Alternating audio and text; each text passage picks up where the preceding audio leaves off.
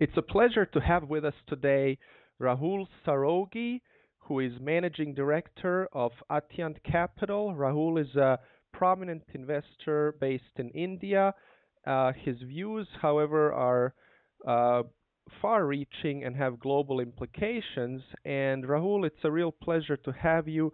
So today, we'd like to talk to you about the topic of franchise businesses versus cyclical businesses in emerging markets. You've expressed the view that maybe investors can be sometimes too focused on franchise businesses alone and overlook very interesting opportunities in cyclical businesses. So, to get us started off, could you define for us a little bit what you mean by franchise business in emerging markets and maybe give us a couple of examples as well? John, thanks for having me here, and good to speak with you again. Absolutely. The pieces that you just mentioned, I do think that in emerging markets, and I'll speak from an India perspective because that's where I spend most of my time, franchise businesses do tend to get overrated and cyclical businesses tend to get overlooked. Specifically to your question, when I talk about franchise businesses, I'm referring to companies in the consumer goods space, companies that have established brands, or companies that have, examples would include, the Procter and Gamble's and, the J&J's. In the Indian context, the Hindustan Unilever. And then we have Indian homegrown consumer brand companies like Godrej Consumer Products or Marico Industries. And this just would not be in the fast-moving consumer goods space, but would include other brand-based businesses like companies like Asian Paints or the equivalent of multinational companies listed in India like 3M. The scope of franchise businesses tends, when you look at India, it tends to get expanded to include even those large industrial companies that have globally recognizable brands. Examples could include ABB or Alstom, Siemens, companies along those lines. The word franchise businesses are taking off from what Warren Buffett talks about, companies that have moats, sustainable moats in the form of, brand recall. The equivalent that Mr. Buffett cites include, Coke, Wrigley, Gillette. We've had the equivalent companies of those in India as well. So those are what I'm referring to when I talk about franchise businesses. When I'm talking about cyclical businesses, they typically tend to be commoditized products. So these could include things like chemicals, engineering-based goods, agri-commodities like sugar, industrial commodities like paper, cement, and you could expand that further to include things like automobiles, two-wheelers, and things like that. So that is the distinction that I'm trying to make between franchise and cyclical businesses. And you say that even cyclical businesses can actually have moats. So, what would be sources of moats for cyclical businesses? Okay. John, before I tell you about the cyclical businesses, let me give you some perspective on franchise businesses. And that will put what I speak about cyclical businesses into context. Now, we've all read what Mr. Buffett, Mr. Munger have written about, and what Mr. Fisher has written about. Charlie Munger said that Warren Buffett said that Ben Graham taught him how to buy undervalued cigar butts, and Charlie Munger and Phil Fisher actually helped him start buying better businesses. And Mr. Munger is on record saying that I would much rather buy a great business at an average price than an average business at a great price. Fundamentally, that is the school that I subscribe to as well. But let me share with you some of the things that tend to happen in emerging markets like India. The first thing that happens is Indian demographics are shifting very rapidly. As a result, the population moving from rural areas to urban areas is really disrupting the consumer base very rapidly. in such a fast evolving consumer base, what we typically consider historical brand loyalty. So if somebody was to say that, I used Colgate toothpaste as a child, I've used it as a teenager, and now I'm an adult and I'm going to continue to use it, a lot of these theses get thrown out of the window when you have a large percentage of the population that has never actually used these products and is just starting to use these products. So when such a big shift happens in the consumer base, it opens up the market to a lot of incumbents. And we have evidence of this. So if you take a look at consumer goods companies that had leadership in the late 90s in India, including Procter & Gamble and Hindustan Unilever, you've seen them suffer tremendously in the first decade of the 21st century, as a lot of homegrown Indian consumer brands have come in and offered differing value propositions. So loyalty is not a given. The second thing that tends to happen when you look at an emerging market like India is preferences of consumers change very rapidly. The upward mobility and disposable income of consumers changes about every 5 years. And as people move through the affordability and disposable income life cycle, preferences for what they like to consume and how they like to consume things changes very rapidly. And it would be incorrect for us to assume that as one base of customers moves up the value chain, another base of customers comes in and wants to buy the same brands that the previous group of customers was buying. So my second point would be that preferences change very rapidly. Another point which I'd like to make is that in markets like India, the cost of reaching the consumer is actually going up very rapidly. And the last time we spoke, I mentioned that, media in India is becoming extremely fragmented. So, we have a situation where newspapers are thriving. There are 4 or 5 English dailies in most of the large cities, and then there are regional daily newspapers. Television channels are exploding. At last count, India had something like 500 television channels. Online is becoming a medium. Radio is becoming a medium. So the cost of reaching the consumer is going up. All the while, which even as competition is expanding between multiple brands. And one other thing that I'd like to add is that this kind of competition shows itself in the marketplace by evidence that these companies have very weak pricing power. And recently, if you take a look at how companies have behaved in the last couple of years, as inflation has picked up, their ability to pass on pricing to the consumer has not been very high. Now, obviously, this is explained away in the sense that, the disposable income or the purchasing power of the consumer is not very high. But in my opinion, this is a function of the fact that these businesses really don't have such great franchises, but are in a sense commoditized brands that are selling goods to consumers. And the final thing, as far as franchise businesses are concerned, is that they trade at excessive valuations. So, well-known consumer brand companies in India trade at 35 to 40 times earnings, whereas the addressable market is growing at just 15%. So that is what I would like to say about franchise businesses. I can answer your specific question about cyclical businesses. Now, typically, countries like India and emerging markets are very difficult places to do business. When we think of developed markets, when we think of the US or when we think of Western Europe, we assume that supply and demand are perfectly elastic, and as demand waxes and wanes, supply can wax and wane equally. On the ground, that is clearly not the case. Supply can be very difficult in India. Land is extremely difficult to come by. It's difficult to come across things like environmental clearance. Even capital is a very big constraint for new supply to come in. Debt financing, equity financing are difficult to come by. Hiring talent is extremely difficult.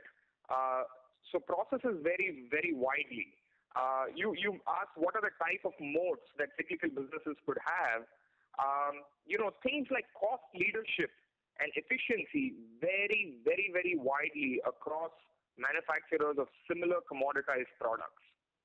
And, over market cycles, this bears itself out. So, for example, as we head into cyclical slowdowns, you will find that the stronger companies or the companies which I think have cyclical moats actually tremendously outperform those that are poorly run.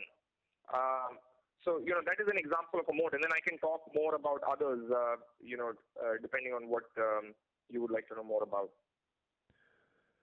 Sure, I think it would be interesting to hear about some of the other modes, and then maybe if we want to stay on cyclical businesses, maybe you could also tell us sort of the range of, let's say, when you talk about cost leadership as a mode, are we talking about 10-20% difference in among different cyclical companies, or is it really that one can be 50% cheaper than another player?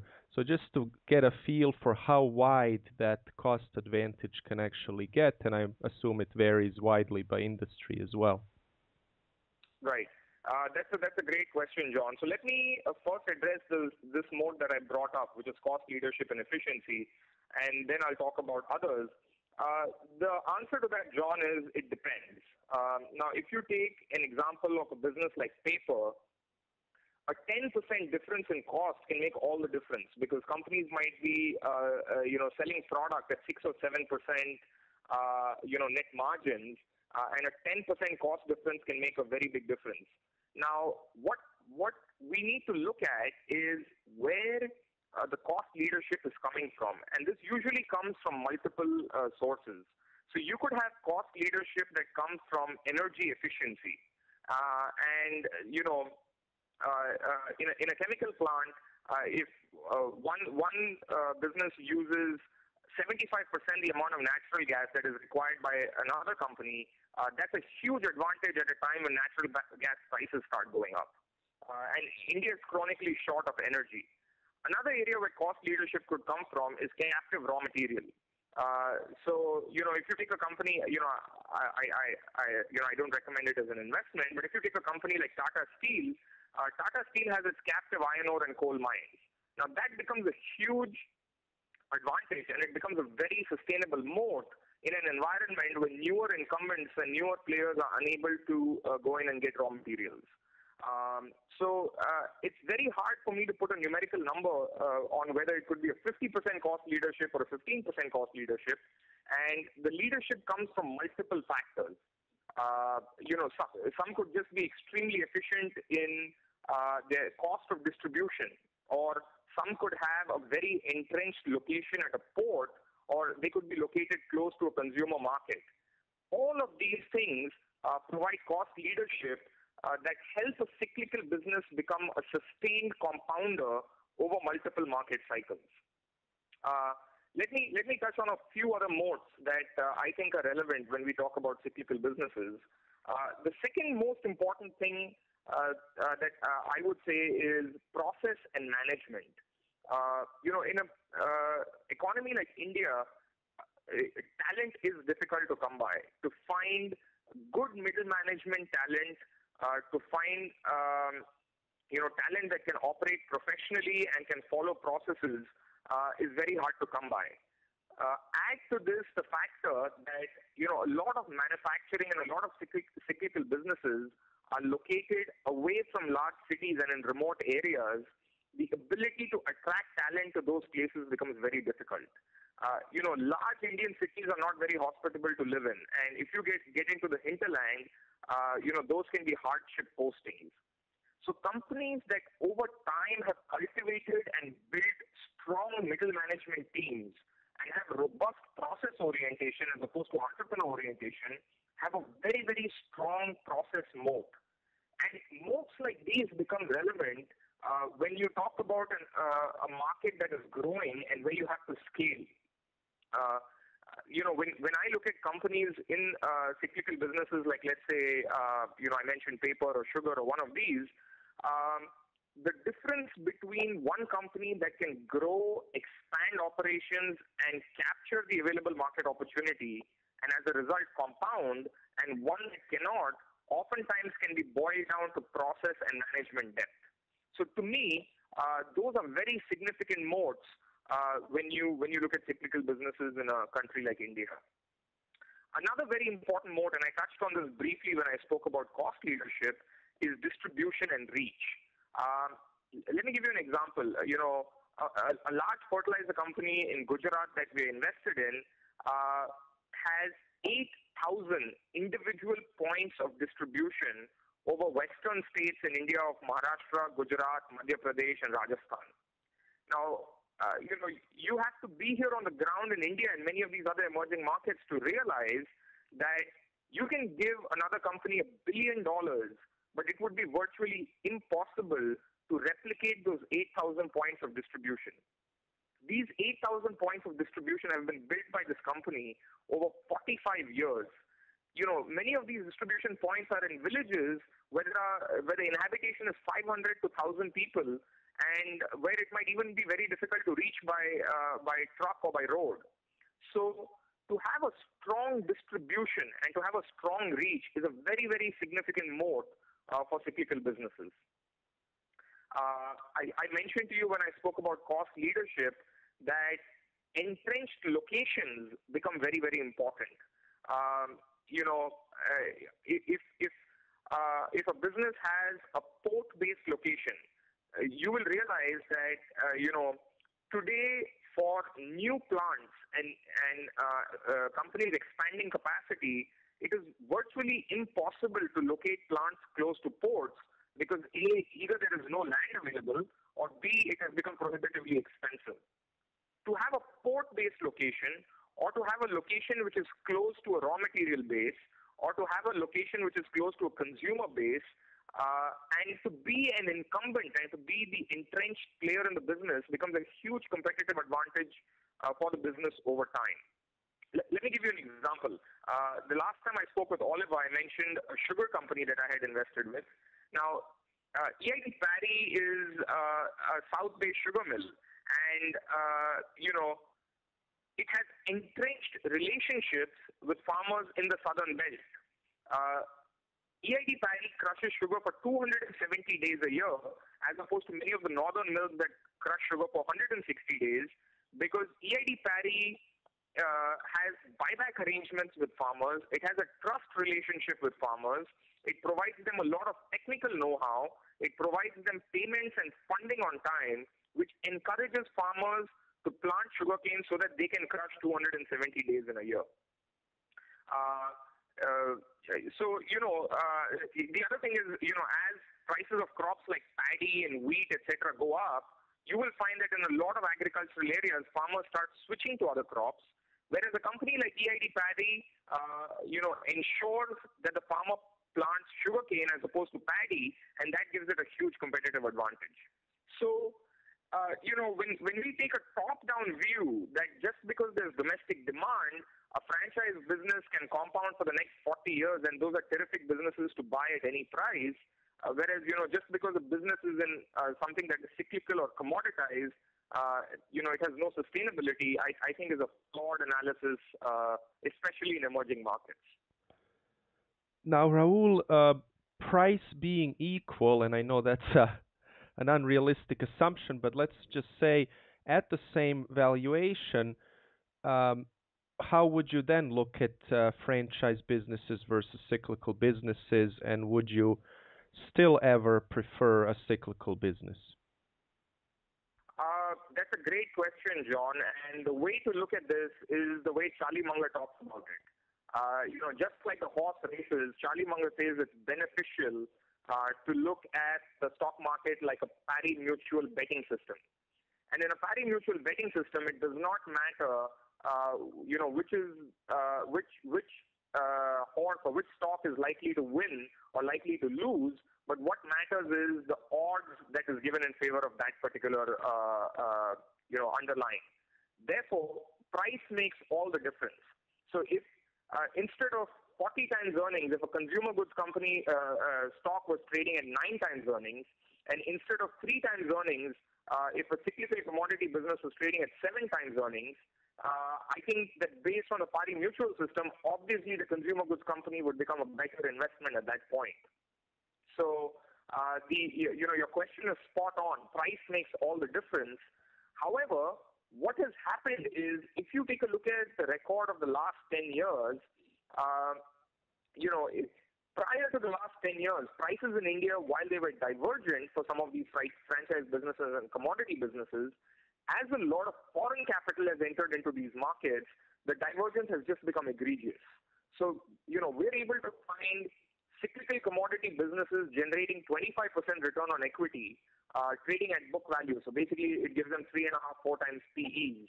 On the other hand, you have franchise businesses that trade at 25, 30, 35 times earnings. So price makes all the difference. And, if prices were different, obviously the selection would be different. But that does not change the fact that these businesses do have, sustainable competitive advantages.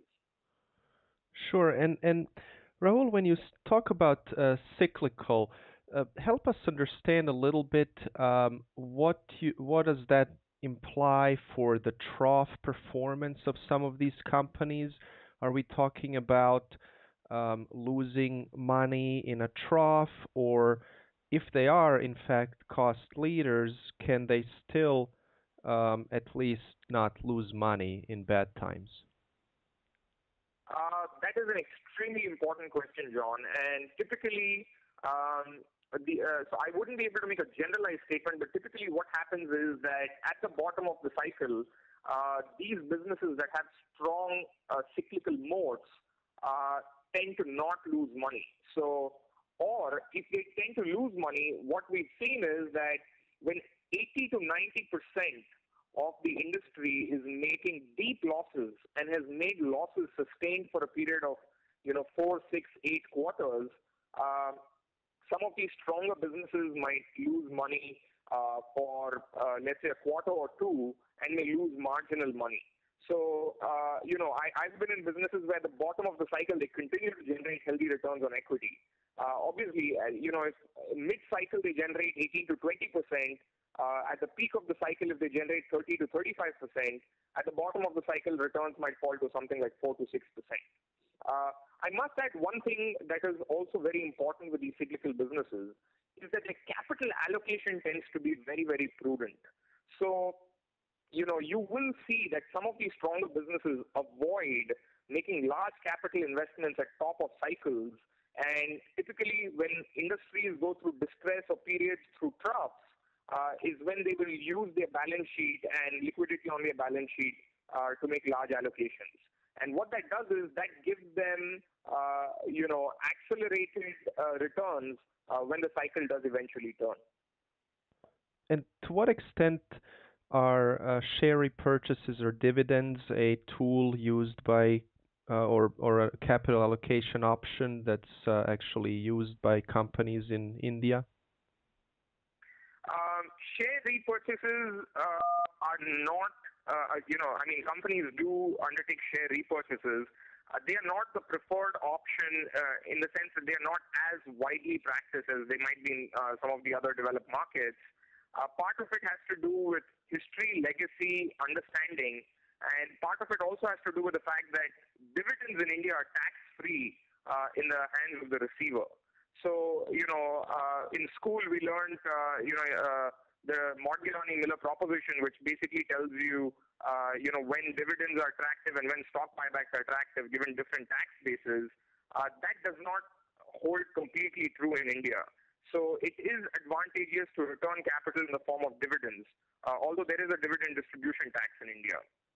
So the way I would look at it is I would not worry so much about whether they buy back stock or give dividends, but whether they return capital to shareholders.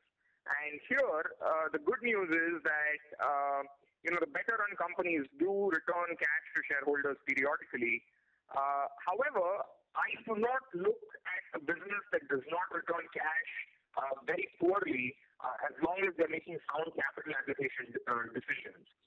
And the reason is that, accessing capital in India is quite difficult, both equity and debt.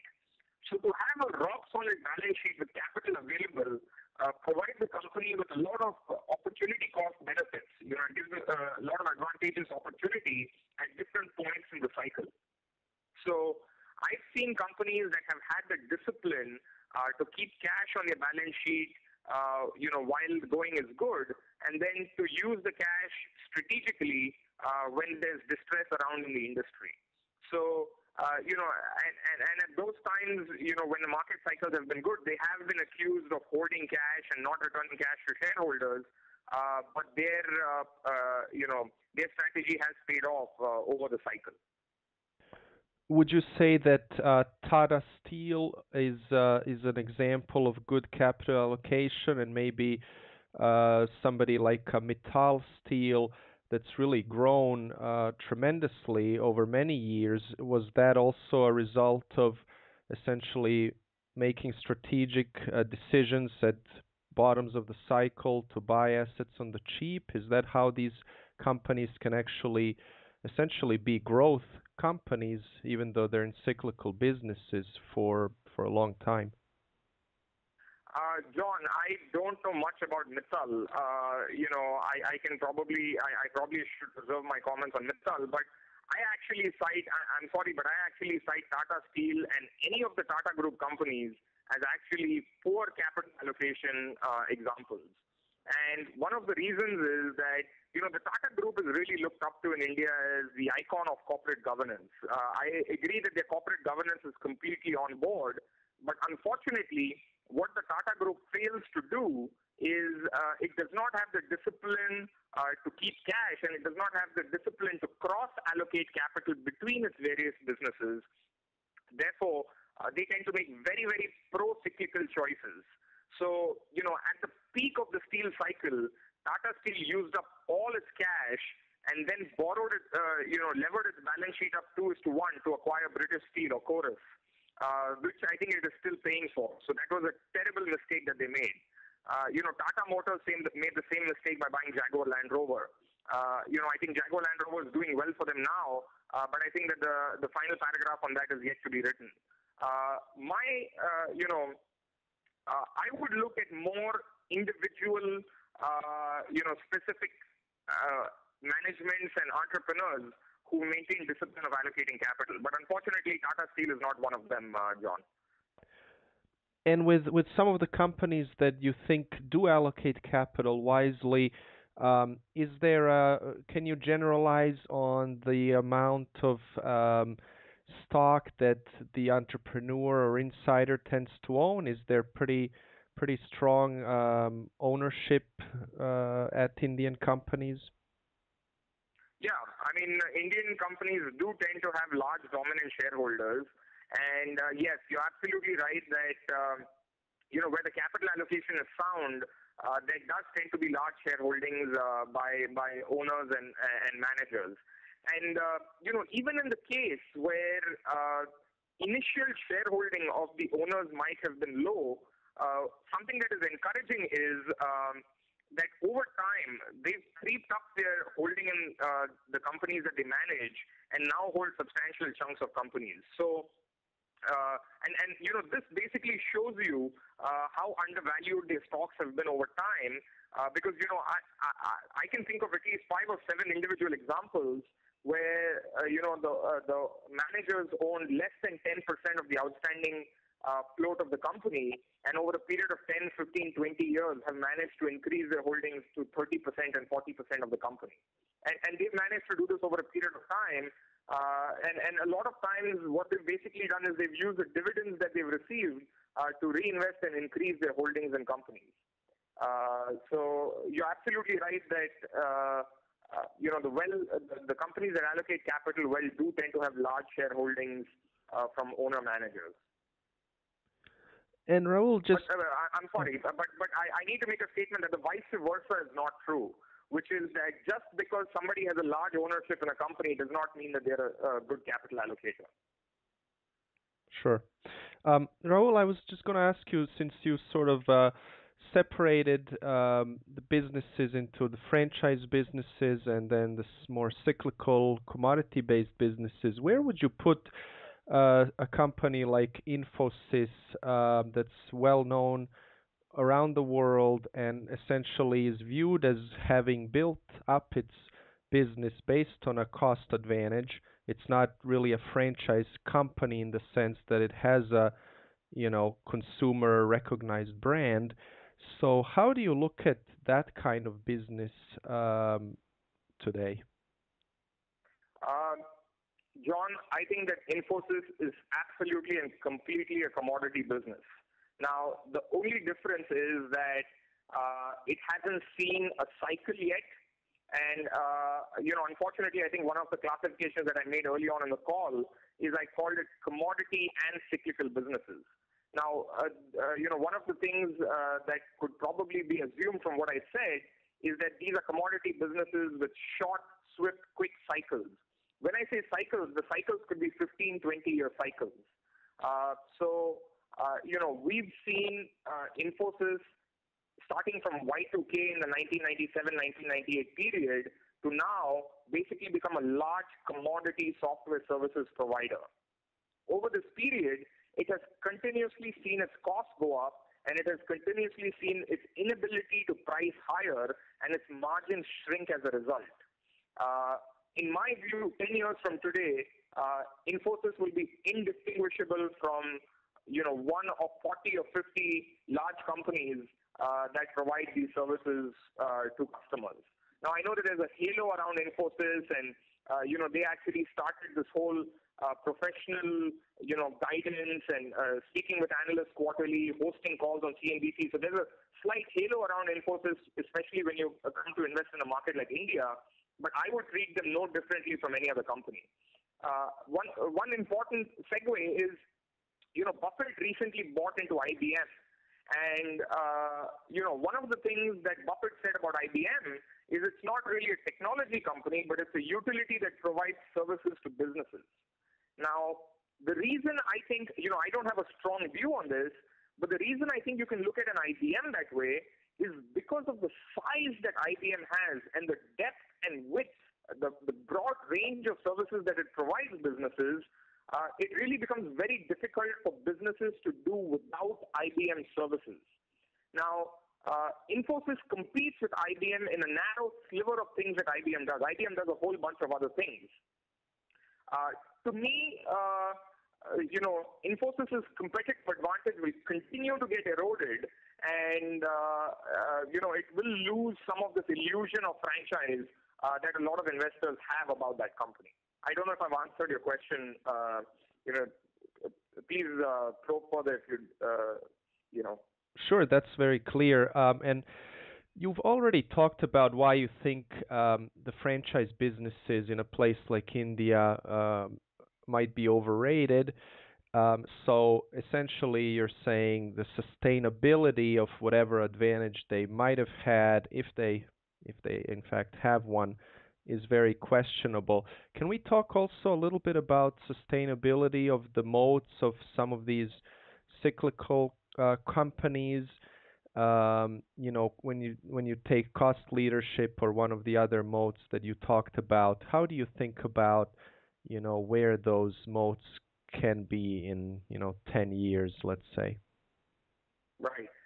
That's a great question, John. And the thing is that I think that your question and a lot of this question in the minds of investors stems from, again, Buffett and Munger and this whole thing where they speak about buy once and forget and not having to make investment decisions repeatedly. I don't think that there are any companies like that in India. And I don't think that those companies exist whether in the franchise space or not in the franchise space. And the reason I believe that is because I think that 10 years from today, the structure of India's economy is going to look completely different. It's going to be a much larger economy, but the structure of India's economy is going to look completely different from what it looks like today. The consumption basket of people is going to look different. The per capita income is going to look different. The urban-rural divide is going to look completely different. And in such a scenario, I think to make calls, make 10-year or 15-year calls and say that I want to buy a company that I can buy today and forget for the next 10 years and compound with it, I think that those are extremely difficult. To specifically answer your question, I don't think that we can take those calls about these cyclical businesses, and I certainly think that we cannot take those calls about franchise businesses. Will the brand of the franchise business be around? Sure, it will probably be around 10 years from today. But what market share it will have, what profitability it will have, what relevance it will have at that point in India, I think that all of those things are up for questioning. So my answer would be that no, I don't think that any of these cyclical businesses can be bought today with the idea of keeping forever. Now, obviously, if we evaluated them on a periodic basis, and it so appeared that they've been able to move progressively forward at different inflection points, in hindsight, you might end up owning one of these for 20 years. But I think at the point of making the investment hypothesis and at the point of making the investment, I think it would be foolish to want to make a 15-year investment in any of these businesses. And Rahul, so when you talk about cost leadership, maybe tell us a little bit about what industries India is particularly strong in terms of exports, and I mentioned that because I want to see whether you're talking about cost leadership versus companies within India. Is it a domestic market or cost leadership on a global scale, where then obviously tracking how that cost leadership progresses can become quite a bit of work to have to kind of keep an eye out for other emerging economies that might start offering the same good or service at an even lower cost. So just help us understand a little bit. Are we talking about a global market here, or are you primarily looking at companies in an Indian market that's consumed domestically? Okay, so let me try and explain this. It's actually much easier than it seems. And basically what I'm saying, John, is that,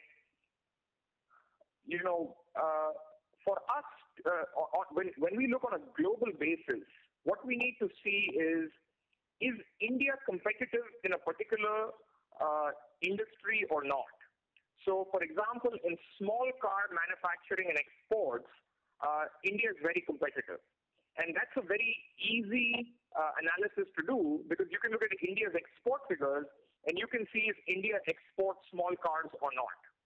On the other hand, when you look at a global scale, India is not competitive in electronics manufacturing and exports. India exports virtually no smartphones, India exports virtually no computers, and it exports virtually none of the electronics that are sold globally. Now, when we make an evaluation of an investment, what we need to look at those industries where India is already competitively established. And then within that industry universe, what we need to look at is companies that are stronger than the others. And that is the evaluation that we need to make. I think for us to make a call that India is not competitive in a particular industry but will become competitive in that particular industry, I think that would be a very stretch evaluation or very stretch analysis to make, which I don't think would be within my or I would say anyone's circle of competence to make, because that would depend on multiple factors. So in that context, if India is a significant player in a particular industry, you already know that companies in India are competitive on a global scale, especially if that's been done over a sustained period of time.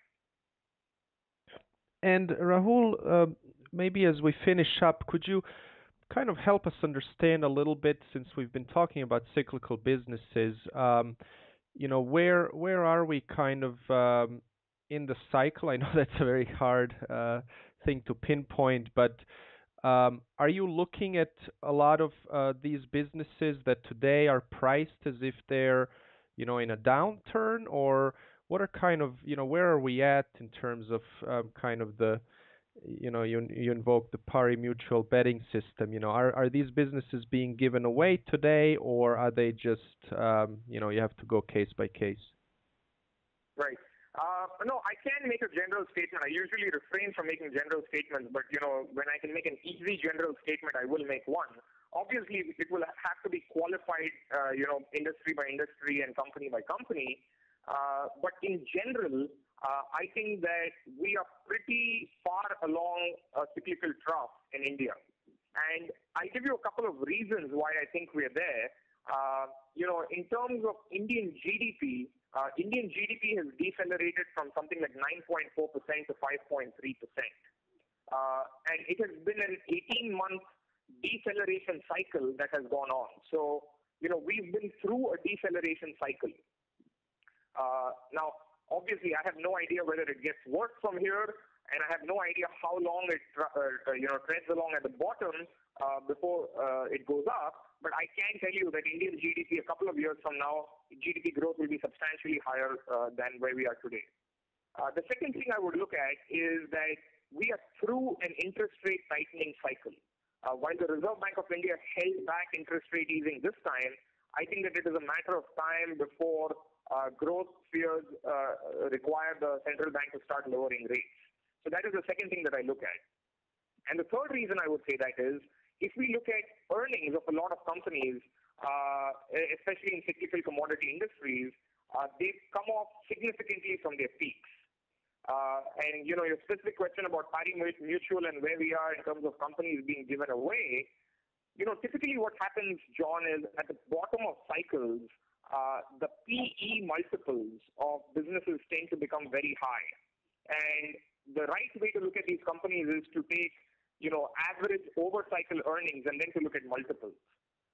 I think that the market right now, with capital having flown out of India, with the rupee having fallen 25%, is bad enough that we've been through a cycle of earnings compression, and as a result, earnings multiple expansion, and now we've gone into a PE compression, which means for the first time at the bottom of the cycle, I'm able to find companies that are trading at low PEs. This is an unbelievable place to be, because what essentially will happen when the cycle turns is you will see multifold expansion in earnings, and you will see an expansion in PEs, and this will give you multifold returns over that period of time. So I think that, in terms of where we are in the cycle, I think that things are being given away in India. And this is a pretty attractive place to be, and especially with the rupee having fallen 20-25% over the last 18 months, for non-rupee investors, it's an even it's an even better entry point. Just one qualifier is, nobody knows where this thing turns or whether it gets worse before it turns. But as it stands, things look pretty attractive. Great. Rahul, thank you very much. Is there anything else that you wanted to touch on that we haven't addressed on this call yet? No, I think we've had a detailed discussion, John. I just want to summarize, and I think, going back to the thesis, what I'm basically trying to say is that, cyclical and commodity businesses are really not that cyclical and that commodity, which means that the popular perception is worse than the reality, and that franchise businesses are really not that great franchises, as popular perception believes them to be. I'm not trying to say that cyclical businesses are franchise businesses and franchise businesses are cyclical businesses. I just think that perception and valuation have overshot on both in extreme directions, and I think that there is a mispricing and a misunderstanding about the space, and that is what I've tried to address in our discussion. Wonderful, Rahul. Well, we appreciate your time and your insights today.